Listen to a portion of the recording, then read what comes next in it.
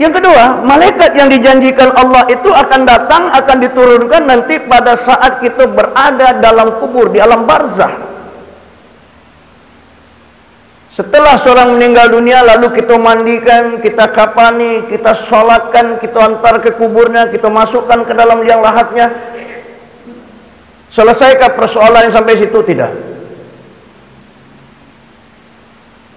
Qul innal mautal ladzi tafirruna minhu fa innahu mulaqikum summa turadduna ila alimil ghaibi wasyahadah fayunabbiukum bima kuntum ta'malun.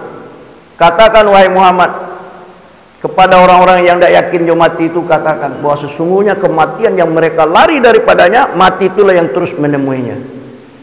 Kemudian kamu semua dikembalikan kepada Allah yang maha mengetahui yang gaib dan yang nyata. Fayunabbiukum bima kuntum ta'malun. Lalu dikabarkan oleh Allah apa-apa yang telah kamu kerjakan. Jadi mati itu menerima balasan dari Allah. Allah minta pertanggungjawaban dari kita. Pertanggungjawaban pertama itu adalah alam kubur.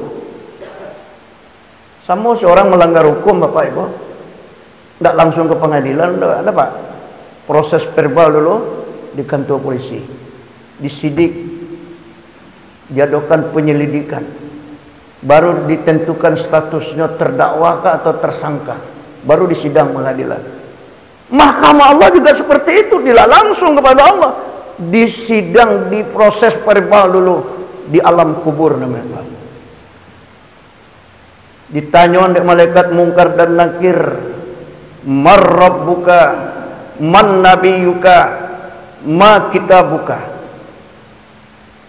Siapa Tuhanmu, siapa nabimu, dan apa kitabmu? Kalau kini sepintas lalu pertanyaan itu ini murah wadah pertanyaannya Ustaz.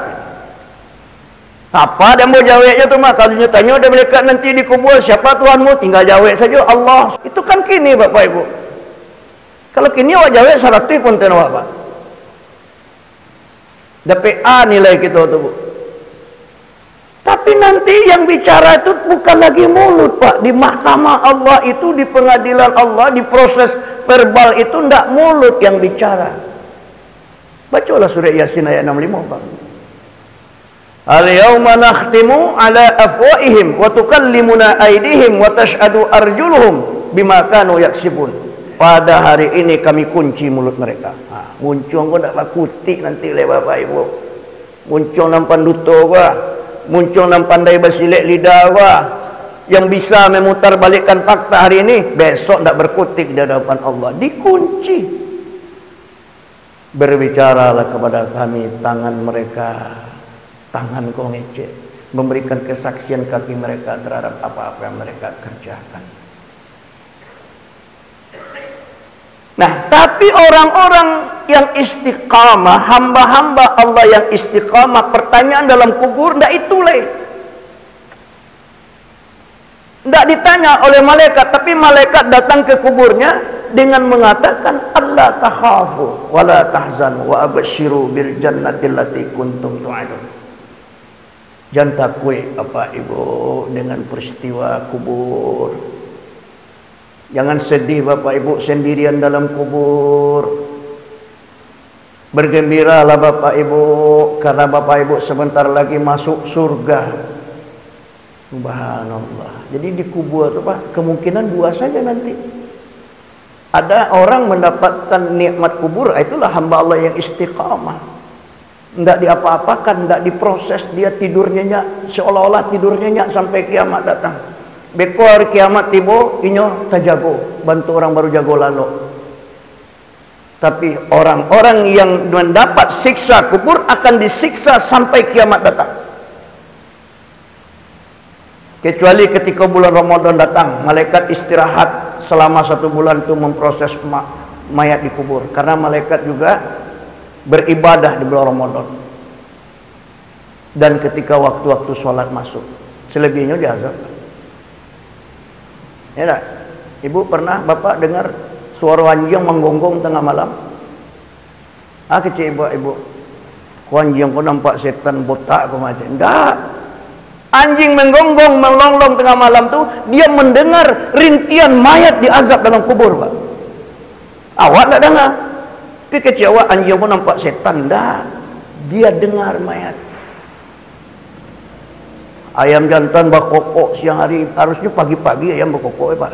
Kok siang hari dia mendengar mayat sedang diazab dalam kubur. Itu yang nak dengar, Pak.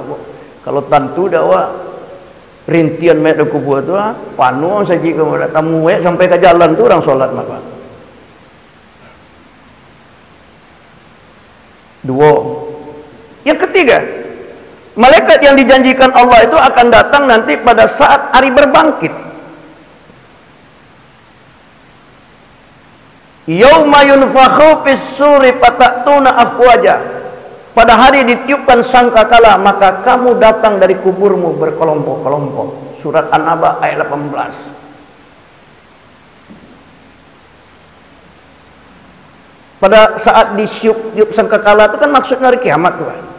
Ayat itu pernah ditanya oleh sahabat Mu'az bin Jabal kepada Rasulullah. Ya Rasulullah, apa maksud firman Allah dalam surat An-Naba ayat 18? Nabi tidak langsung menjawab, tapi Nabi menangis, menetes air matanya. Lalu Mu'az heran, kenapa Rasulullah kau menangis? Apakah ambo salah menanyakan itu? Apakah Rasulullah tersinggung dengan kata-kata saya? Lalu dia beranikan diri, ya Rasulullah, kenapa engkau menangis? Apakah pertanyaanku salah? Tidak, Nabi. Engkau tidak salah. Engkau menangis karena engkau telah menanyakan persoalan yang besar, yang sulit aku menjawabnya. Surat An-Naba ayat 18 itu menyangkut nasib umatku. Umatku nanti dari kiamat dibangkit dari kuburnya menjadi 12 kelompok. 11 kelompok kondisinya menderita. Ada umatku dibangkit dari kuburnya menjadi kera dan babi. Itulah orang-orang yang semasa hidupnya suka meninggalkan sholat. Ada umatku dibangkit dari kuburnya terbalik kepala ke bawah, kaki kate dari kemaluan yang keluar darah dan nanah. Itulah orang-orang yang sering berzina secara sembunyi-sembunyi. Sedang sembunyi-sembunyi sila bentuk itu, Pak. Kini orang berzina terang-terangan. Ada umatku dibangkit tanpa kepala. Itulah orang-orang yang sering memberikan kesaksian baru palsu, suka memutarbalikkan fakta. Nanti tidak bakal kepala dari kiamat. Suka memberikan berita bohong. Itu nanti tidak bakal kepala. Ada umatku dibangkit perutnya penuh dengan bara api. Itulah orang yang memakan harta anak yatim secara zalim, secara tidak patut, secara tidak benar, macam-macam. Tapi ada satu kelompok dari umatku, kata Nabi, dibangkit dari kuburnya dengan wajah berseri-seri bagaikan bulan purnama. Itulah orang-orang yang istiqamah. Malaikat datang ke kuburnya, menjemputnya. Alla takhafu wa la tahzanu wa abshiru bil jannati allati kuntum tu'adun. Ayo bangkit, jangan takut Bapak Ibu, segera kita berkumpul ke padang mahsyar. Jangan sedih, bergembira Bapak Ibu, karena Bapak Ibu masuk surga. Itulah ayat yang bawa baca di rakaat kedua tadi. Ya ayyatuhan nafsul mutmainnah, irji'i ila rabbiki radiyatan mardiyah, wadkhuli fi ibadi wadkhuli jannati. Inilah orang-orang yang diridhoi Allah. Ketika meninggal diridhoi Allah. Ya hamba-Ku yang mempunyai nafsu yang tenang, jiwa yang tenang, jiwa yang beriman, jiwa yang istiqamah. Kembalilah kepada Rabb-Mu dengan hati yang puas, dengan hati gembira, karena engkau diridhoi. Maka masuklah ke dalam kelompok hamba-hamba-Ku di padang mahsyar. Wadkhuli jannati, masuklah ke dalam surgaku. Subhanallah, inilah hayatan thayyibah, kehidupan yang baik. Jadi Bapak Ibu yang saya muliakan, marilah kita terus berupaya meningkatkan iman dan takwa kita kepada Allah. Jangan kita buang-buang jumuh wale. Umur kita berkurang dengan bergantinya tahun, umur berkurang. Berkurang umur, berkurang jatah hidup. Berkurang jatah hidup, semakin dekatlah kita kepada mati. Itu yang harus kita sadari.